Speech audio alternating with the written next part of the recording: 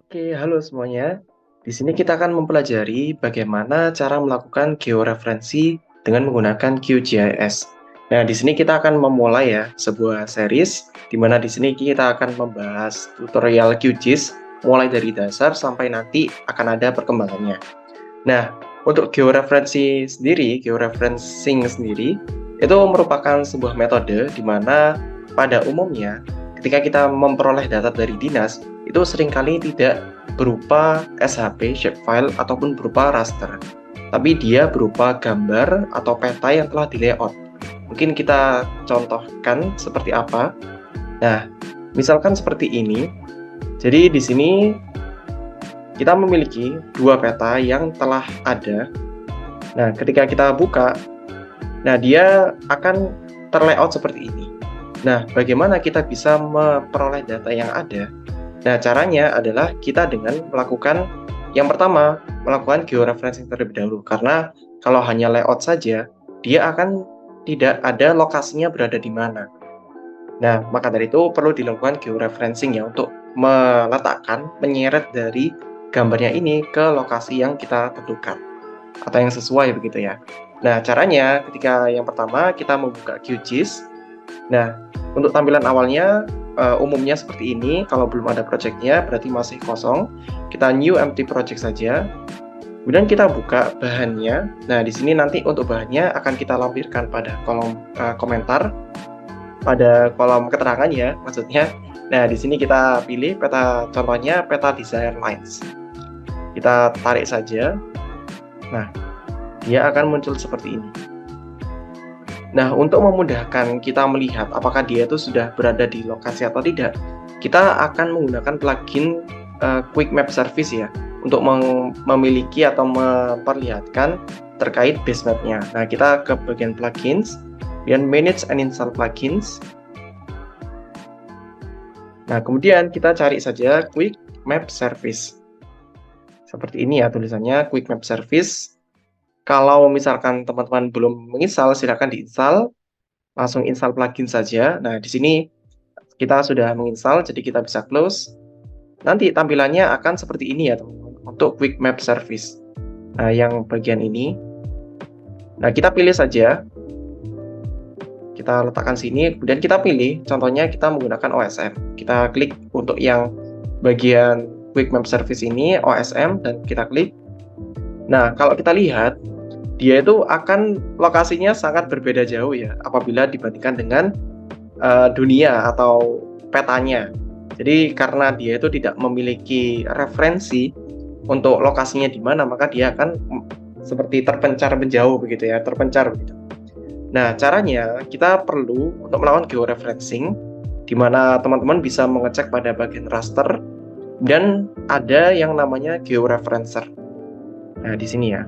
Kalau belum ada, teman-teman bisa cari di plugins. Di plugins ya, sama seperti tadi, kita cari georeferencer.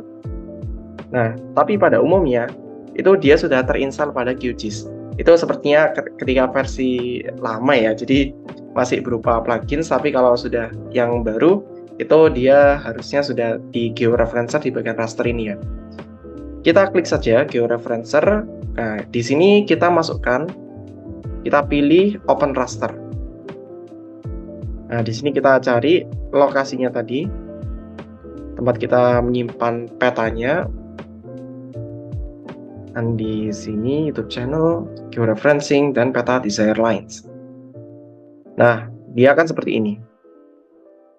Nah, caranya kita perlu menginputkan untuk nilainya ini berupa nilai longitude dan latitude, nilai X dan Y-nya itu ke dalam petanya ya, ke dalam datanya. Jadi di sini kita bisa melakukan georeferencing, kita menitikin searah jarum jam sesuai dengan datanya. Contohnya kita klik saja pada bagian ini, kita ambil perpotongannya ya, intersection-nya. Ini tidak secara rigid. Nah, di sini teman-teman perlu perhatikan apakah menggunakan DMS, degree minute second, atau menggunakan projected coordinate system ya.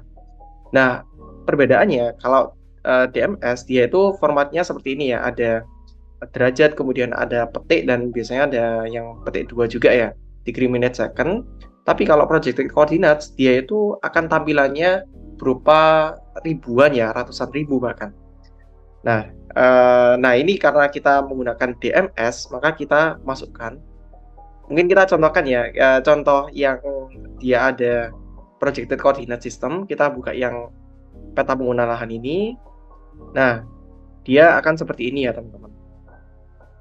Dia 695.000.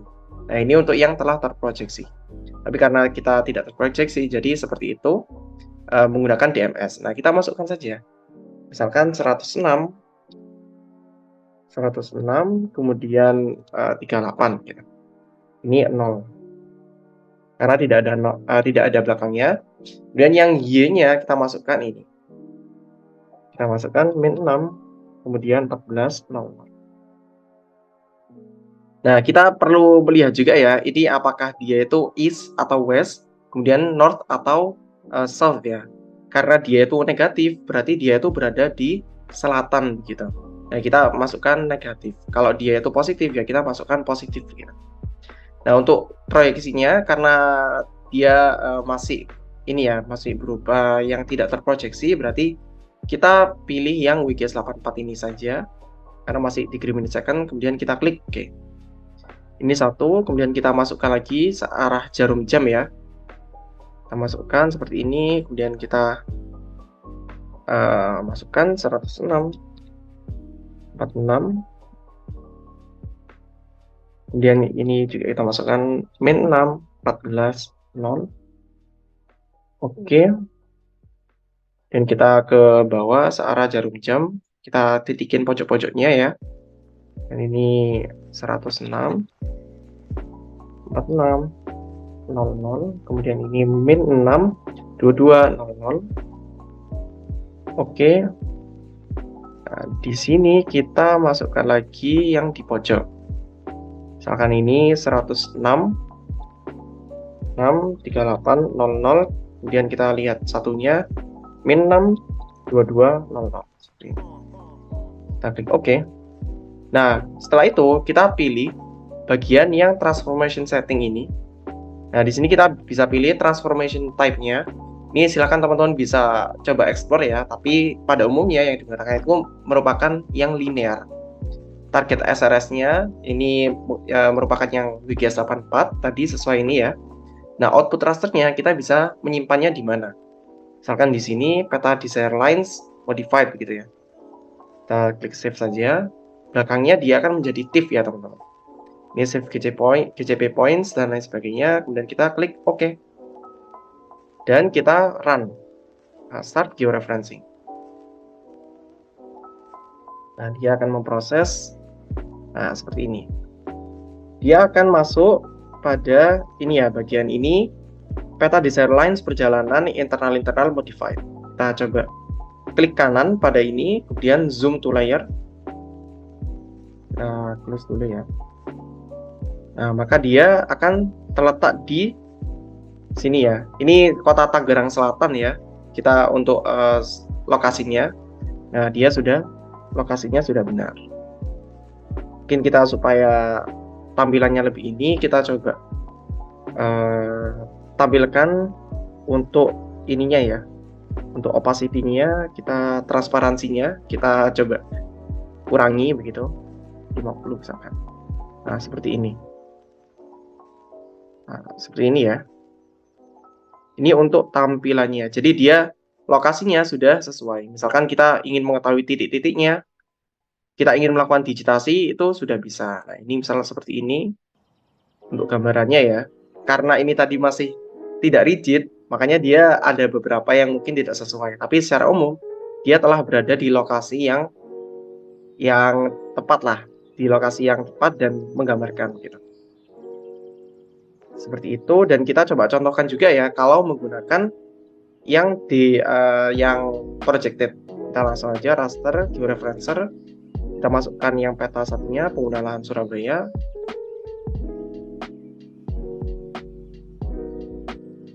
Oke, kita coba close dulu. Sebentar.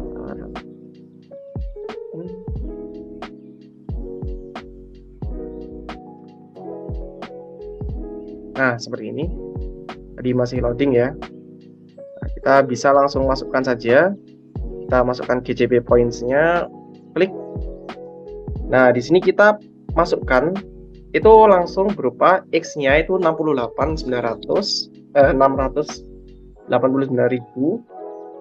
Dan ini, nah, untuk yang projected kita perlu mengetahui dia terproyeksi ke mana. Apakah ke UTM berapa? Nah, kalau contohnya ini, mungkin akan lebih lanjut teman-teman bisa explore. Kalau contohnya ini di kota Surabaya, itu berada di WGS UTM Zone 49S.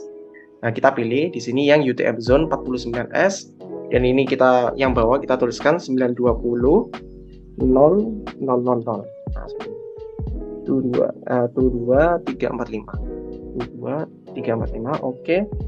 Kemudian kita klik saja oke. Kemudian yang sebelah kanannya masukkan seperti ini 695.000. Kemudian ini 92.000.000. Oke, kemudian ke bawah searah jarum jam ya.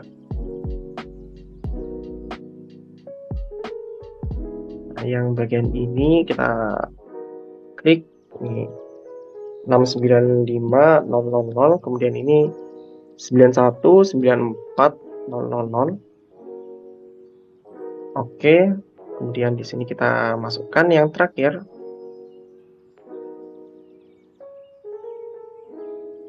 Oke, di sini 689.000, kemudian 9194.000. Oke, kemudian kita klik OK dan kita pilih transformation-nya tadi yang linear ya.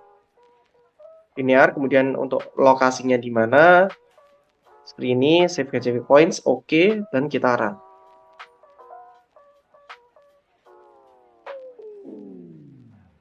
Nah, dia akan masih loading.